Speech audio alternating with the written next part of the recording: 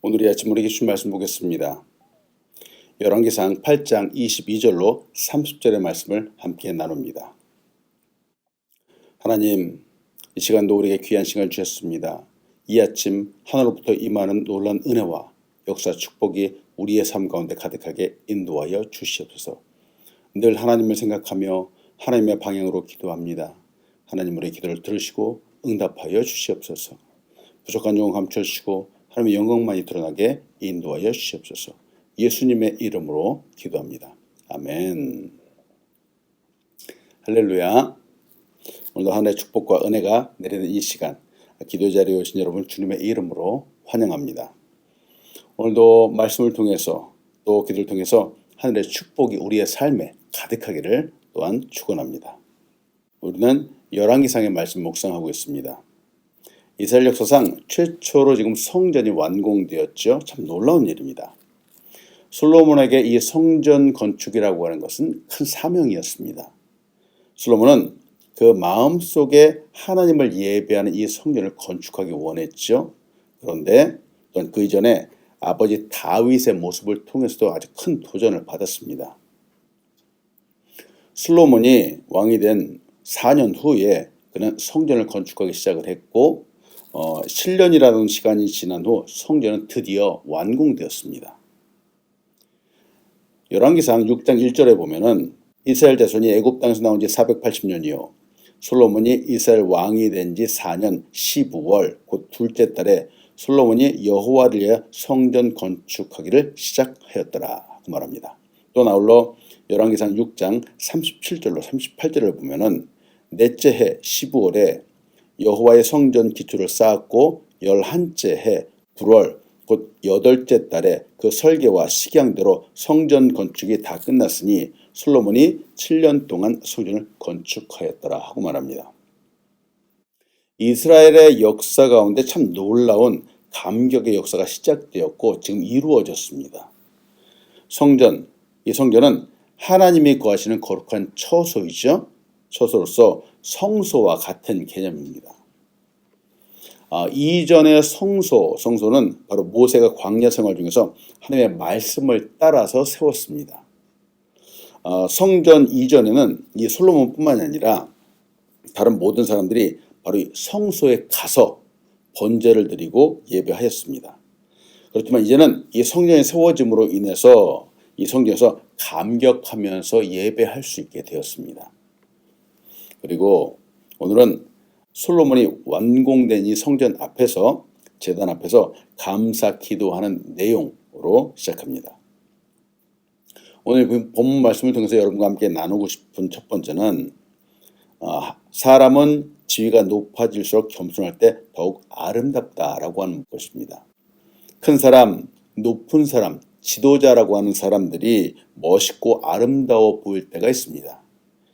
그 사람이 허세를 부리는 것이 아니라 도리어 겸손하고 섬길 줄 알 때, 섬겨주는 그 모습을 볼 때 참 그렇게 보이죠. 솔로몬이 정말 멋있는 왕으로 보이는 이유 중에 하나는 그가 당대 최고의 왕이지만 하나님을 향하여 두 손을 펴고 기도하고 감사하고 있기 때문에 그렇습니다. 당시 이 솔로몬의 권력은 누구와도 견줄 수 없는 최고라고 할 수 있습니다. 솔로몬이 만약 권세를 부린다면 어떤 힘을 부린다면 아마 얼마든지 그 힘을 나타낼 수 있었을 겁니다. 그러나 솔로몬은 하나님 앞에서 여호와 하나님 앞에서 그 누구보다도 겸손한 모습을 보여주었습니다. 얼마 전에도 보았지만 솔로몬은 1000번제를 드렸죠. 그리고 오늘 또 본문에서도 두 손을 펴고 하나님을 향하여 기도하고 있습니다. 열왕기상 8장 22절로 23절입니다. 솔로몬이 여호와의 제단 앞에서 이스라엘의 온 회중과 마주서서 하늘을 향하여 손을 펴고 이르되 이스라엘의 하나님 여호와여 위로 하늘과 아래로 땅에 주와 같은 신이 없나이다. 주께서는 온 마음으로 주의 앞에서 행하는 종들에게 언약을 지키시고 은혜를 베푸시나이다. 아멘. 오늘 본문 말씀을 보면서 생각해 봅니다. 여러분 옛 속담에 벼는 익을수록 고개를 숙인다라고 하는 말이 있습니다. 벼가 익을수록 고개를 숙인다. 여러분 많이 생각되죠? 씨앗은 땅에 심겨지지만 이내 자라게 되죠. 그리고 열매를 맺어가면서 제일 나중에는 그 풍성함을 자랑하게 됩니다. 그때 가장 풍성한 그때에 고개를 숙입니다. 가장 최고의 때에 고개를 뻣뻣하게 들고 있지 않습니다. 이 상황을 빗대어서 우리는 사람들의 삶에 자주 적용하기도 하죠. 벼가 익어간다라고 하는 이것은 사람의 인격이나 지식의 정도가 높아지고 풍성해진다라고 하는 의미입니다. 이렇게 많은 지식을 갖고 또 인격을 갖춘 사람이 고개를 숙일 줄 안다면은 그 모습은 너무나도 존귀한 모습이 되겠죠. 아름다운 모습일 겁니다. 사람이 높이 올라갈수록 겸손해져야 한다라는 말이죠. 그러나 많은 사람들이 이와 반대로 합니다. 역사적으로 많은 사람들이 왕의 자리, 높은 자리에 올라가서는 이내 교만해지죠. 스스로 자만해지는 경우가 참 많습니다. 사람들을 무시하는 것은 당연하거니와 하나님도 잊어버립니다. 그러나 우리가 잘 알고 있는 것처럼 이렇게 교만해진 사람들은 그 높은 자리를 오랫동안 유지할 수 없었습니다. 그리고 그 모습도 멋있고 존경받는 모습이 아니었습니다. 주변의 사람들이 물론 이 권력 앞에서 모두 고개를 숙이는 것 같지만 뒤에서는 모두 욕하고 그 불편함을 토로하게 되죠. 이런 모습은 과거에만 있는 것이 아닙니다. 오늘날에도 참 많습니다. 돈 좀 있다고 하는 사람들이 또 직장에서 그래도 높은 지위에 있다고 하는 사람들이 이 부하 직원들에게 막말을 합니다. 함부로 엉뚱한 명령을 내리는 경우들이 참 많습니다. 그래서 소위 갑질을 한다고 하죠. 물론 자리가 사람을 만들기도 합니다. 갑질을 하는 사람처럼 허세를 부리는 사람을 향하여 사람들은 자주 말하죠. 그 사람 옛날에는 그러지 않았는데 높은 자리에 가더니 삶이 변했어. 이렇게 말하는 경우들이 참 많습니다. 이 말 속에 담겨 있는 의미는 그 사람이 좋지 않은 방향으로 바뀌었다라고 하는 뜻이겠죠. 이전과는 많이 달라졌다. 즉 나쁜 쪽으로 달라졌다라고 하는 뜻입니다. 이런 모습을 보게 되면 참 많은 사람들이 눈살을 찌푸리게 됩니다. 그러나 솔로몬은 이스라엘의 온 회중 앞에서 또한 하늘의 여호와 하나님 앞에서 하늘을 향하여 두 손을 펼쳤습니다. 높이 들었죠. 하늘을 향하여 두 손을 폈다라고 하는 이 의미는 가장 먼저는 하나님을 찬양하는 모습입니다. 우리도 경배할 때 예배하고 하나님 높일 때 손을 높이 들지요. 그리고 또한 두 손을 편다라고 하는 이 의미는 겸손과 항복이라고 하는 의미입니다. 손을 든다는 것은 하나님, 내가 할 수 있는 것이 없습니다. 도와주십시오. 라고 하는 고백이죠. 우리가 믿고 의지하는 하나님은 겸손한 자에게 은혜를 베푸시는 분입니다. 야고보서 4장 6절은 이렇게 말합니다. 그러나 더 큰 은혜를 주시나니 그러므로 일렀을 때 하나님이 교만한 자를 물리치시고 겸손한 자에게 은혜를 주신다 하였느니라. 아멘. 보면은 하나님도 이렇게 겸손한 사람에게 은혜를 베푸시지만 사람들도 여러분 겸손한 사람을 좋아합니다. 당연하겠죠. 생각해 봅니다. 성경 곳곳에 참 우리 보고 겸손하라 라고 도전합니다. 겸손함. 이는 사실 천국의 언어이지 않는지요. 왜냐하면 천국은 교만한 사람이 들어갈 수 없는 곳이기 때문에 그렇습니다. 때문에 여러분 오늘도 겸손하십시오. 하나님 앞에 두 손을 펴시고 기도하십시오. 우리와 함께 있는 사람들을 함부로 대하지 마십시오. 왜냐하면 겸손의 언어가 바로 우리의 언어가 되어야 되겠습니다. 솔로몬 그는 최고의 왕이었지만 하나님을 향해 두 손을 폈습니다. 오늘도 우리의 두 손을 하나님께 펴는 우리 한 사람 한 사람 되기를 축원합니다. 아멘. 두 번째로 함께 나누고 싶은 것은 기도를 통해서 하나님의 약속을 주장하십시오 라고 하는 사실입니다. 기도를 통해서 하나님의 약속을 주장하십시오. 솔로몬이 이스라엘의 온 회중 앞에서 기도합니다.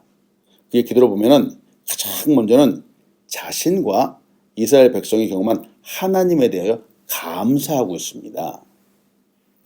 하나님만이 참신이시고 은혜를 베푸시는 신이라고 기도합니다. 앞에 23절에서도 기도했지만 솔로몬은 하나님을 향하여 하늘과 땅에 여호와 같은 신이 없다라고 이렇게 고백합니다. 이 기도, 이 고백은 솔로몬 본인을 포함하여 이스라엘이 하나님과 매우 특별한 관계이다라고 하는 사실을 말하는 거죠. 즉 우리는 이 크고 광대하신 하나님의 은혜를 받고 보호를 받는 연약한 백성입니다라고 말하는 겁니다. 그리고 이를 더 확정하고 규정하는 것이 바로 그 다음에 나오는 기도의 구체적인 내용들입니다. 열왕기상 8장 24절로 26절을 봅니다. 주께서 주의 종 내 아버지 다윗에게 하신 말씀을 지키사 주의 입으로 말씀하신 것을 손으로 이루심이 오늘과 같으니이다. 이스라엘의 하나님 여호와여, 주께서 주의 종 내 아버지 다윗에게 말씀하시기를 내 자손이 자기 길을 삼가서 내가 내 앞에서 행한 것 같이 내 앞에서 행하기만 하면 내게서 나서 이스라엘의 왕 위에 앉을 사람이 내 앞에서 끊어지지 아니하리라 하셨사오니 이제 다윗을 위하여 그 하신 말씀을 지키시옵소서. 그런즉 이스라엘의 하나님이여, 원하건대 주는 주의 종 내 아버지 다윗에게 하신 말씀이 확실하게 하옵소서. 아멘. 솔로몬은 하나님과 다윗과의 언약을 아주 구체적으로 지금 말하고 있습니다. 하나님은 그 하신 말씀을 반드시 이루시는 분이죠. 능력의 하나님이시기 때문에 그렇습니다. 그래서 저는 이 성경에 있는 하나님의 약속의 말씀을 다 믿습니다. 사실 저의 삶에도 인간적인 눈으로 볼 때 참 불가능해 보이는 일들이 참 많습니다. 앞이 깜깜해서 낙담되는 경우도 참 많고요. 그러나 저는 곧 다시 하나님의 약속의 말씀을 생각합니다. 말씀 속에 있는 약속들을 늘 다시 기억하려고 노력하죠. 사실 저도 솔로몬처럼 기도할 때가 참 많이 있습니다. 윌리엄 바클레이가 이렇게 말합니다. 하나님의 약속을 발견하고 신뢰하고 전달하는 것이 성도의 생활이다 라고 말합니다. 때문에 여러분, 오늘도 하나님의 말씀을 볼 때 이 약속의 말씀을 꼭 붙잡으십시오. 그리고 기도할 때 이 약속의 말씀을 붙잡고 기도하십시오. 하나님이 반드시 응답하여 주십니다.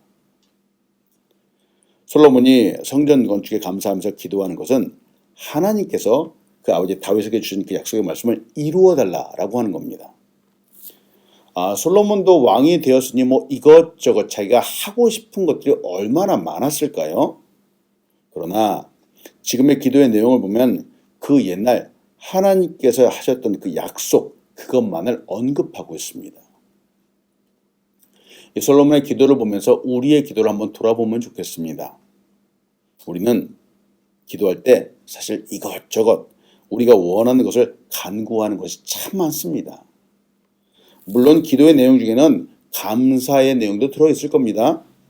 하나님의 이름을 높이는 부분도 있을 겁니다. 그러나 나의 소원, 내 마음에 간구하는 기도가 아마도 우리 기도 중에서 80% 혹은 90%가량 되지 않는지요. 때문에 여러분, 오늘부터 우리의 기도가 하나님의 약속을 주장하는 기도가 되기를 소원합니다. 나의 원하는 것을 전혀 간구하지 말라라고 하는 것이 아닙니다. 기도의 주된 내용, 기도의 핵심이 바로 하나님의 말씀이 되자라고 하는 겁니다. 우리가 잘 알고 있는 민수기 23장 19절은 이렇게 말합니다. 하나님은 사람이 아니시니 거짓말을 하지 않으시고 인생이 아니시니 후회가 없으시도다. 어찌 그 말씀하신 바를 행하지 않으시며 하신 말씀을 실행하지 않으시랴. 아멘. 때문에 여러분, 기도 중에 이 하나님의 말씀을 주장하십시오. 그 약속을 붙잡으십시오. 오늘도 우리 기도를 통해서 하나님께 영광 올려드리며 또한 은혜를 풍성히 받는 우리 한 사람 한 사람 되기를 축원합니다. 아멘. 끝으로 세 번째 함께 나누고 싶은 것은 기도의 방향, 이 기도의 방향을 바르게 하십시오 라고 하는 겁니다. 여러분, 우리가 기도할 때 이 기도의 방향을 바르게 갖는 것이 중요합니다. 기도한다면 우리는 의뢰히 하나님을 향하여 기도한다라고 생각합니다만 글쎄요.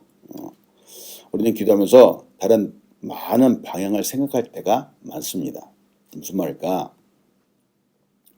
오늘 솔로몬은 기도의 방향을 바르게 제시하고 있습니다. 바로 성전. 이 성전을 향하여 기도할 때 하나님께서 들어달라라고 간구하고 있는 것이죠. 열왕기상 8장 29절로 30절입니다. 주께서 전에 말씀하시기를 내 이름이 거기 있으리라 하신 곳 이 성전을 향하여 주의 눈이 주야로 보시오며 주의 종이 이곳을 향하여 비는 기도를 들으시옵소서. 주의 종과 주의 백성 이스라엘이 이곳을 향하여 기도할 때에는 주는 그 간구함을 들으시되 주께서 계신 곳 하늘에서 들으시고 들으시사 사하여 주옵소서. 아멘. 아무리 아름답고 화려한 성전을 세운다고 해도 사실 하나님은 어떤 특정한 공간에 갇혀 계시는 분은 아닙니다. 모든 하늘, 온 우주가 다 하나님의 집입니다. 그러나 하나님은 우리 인생을 이해하시는 분이죠. 하나님은 크시죠. 그러나 우리 인생은 작습니다. 바로 이 말은 성전과 같은 특별한 장소가 필요하다라고 하는 뜻입니다. 바로 우리에게 말이죠. 그래서 하나님께서 우리 사람들이 바라볼 수 있고 기도할 수 있는 바른 방향을 제시해 주신 겁니다. 허락하신 겁니다. 오늘 본문에서 성전이 바로 그 방향입니다. 사람들도 어떤 문제가 있을 때 왕이나 해결할 수 있는 사람들에게 오는 것처럼 하나님의 백성이 성전을 찾아오거나 그 방향을 향해서 기도할 때, 간구할 때 하나님의 이름을 부를 수 있습니다. 지금 솔로몬이 간구하는 것은 바로 성전, 이 성전이 기도의 집이라는 것이죠. 바로 기도의 바른 방향이다라고 말하는 겁니다. 이 방향, 이 성전을 향하여 기도할 때 하나님께서 들으시고 응답하여 달라라고 지금 기도하고 있습니다. 그러면 여러분 생각해 봅니다. 우리의 기도의 집은 어디인지요? 우리의 기도의 방향은 또한 어디인지요? 지금 이 시대에서는 우리의 기도의 바른 방향은 바로 예수 그리스도입니다. 예수 그리스도. 우리가 예수님의 이름으로 기도합니다. 이렇게 예수님의 이름으로 기도할 때 바로 하나님이 들으시기 때문에 그렇습니다. 과거에 성전을 향하여 기도할 때 여호와 하나님이 들으시고 응답하셨던 것처럼 오늘날에는 바로 예수님의 이름으로 기도할 때 아버지 하나님께서 들어주십니다. 그리고 우리 기도를 응답하여 주십니다. 오늘 이 기도의 방향을 우리 주 예수 그리스도에게 바르게 맞추십시오. 그리고 기도하십시오. 그리고 간구하십시오. 이렇게 기도할 때 큰 은혜와 축복이 주를 향해 기도하는 우리에게 가득하기를 또한 축원합니다. 아멘. 하나님, 오늘도 놀라운 말씀, 하나님의 은혜의 말씀을 보았습니다. 하나님, 기도합니다. 우리의 두 손을 펴고 하나님께 기도합니다. 하나님, 기도합니다. 하나님을 향하여 기도합니다. 하나님, 기도합니다. 하나님의 약속의 말씀을 주장하면서 기도합니다. 하나님, 이렇게 기도할 때 아버지 들으시고 응답하시고 놀라운 역사와 축복들을 가득히 부어주시옵소서. 우리 인생은 연약합니다. 하나님의 도우심이 없으면 한순간도 살아갈 수 없습니다. 오늘도 우리를 꼭 붙잡아 주시옵소서. 기도하는 사람들을 붙잡아 주시옵소서. 감사합니다. 예수님의 이름으로 기도합니다. 아멘.